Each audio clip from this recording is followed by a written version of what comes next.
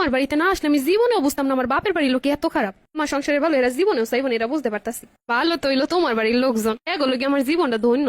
দেখছো এটাই আমার পরিবার। এগো মতো ভালো এই দুনিয়ার একজনও নাই, অন্তত আমি নিজের চোখে দেই নাই। এরা কি সুন্দর আমার শুইতে দেয় না, বইতে দেয় না, খাইতে দেয় না, ঠিকঠাক শান্তিতে দুইটা কথা কইতে দেয় না তোমার লাগে। ও বৌমা কি হইলো, কই গেলা? ওই যে তোতা পাখির ডাক, দূর তোমার লাগে কথা কনের সময় আছে এত ভালোবাসা থাকতে। ওই যে একটু সময় পেলে খালি পোলাটা লাগে পুটুর পুটুর করে। ওফো কি সুন্দর করেছে ডাকে শাশুড়ি দেয়। ওই রিমির মার বাড়ি কিছু আসলে না, ওলা বিয়ে হরাইছে, এখন ঘরের ভিতরে জিনিসপত্রের অভাব নাই, সব দেশে।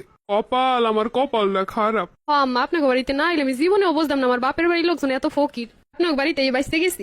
কইলো একটা কথা, যতদূর জানি তোমার বাপের তো আছে মোটামুটি ভালো। মা আছে, কিন্তু যৌতুক দেওয়ার মতো যথেষ্ট পরিমাণ নাই। আমার কথা হচ্ছে দেখলে দেখবে সারা জীবন, সারা বছরে সয় সদায় যা আছে সবকিছু দেবে, জিনিসপত্র জেনে যায় সব দিতে হইব।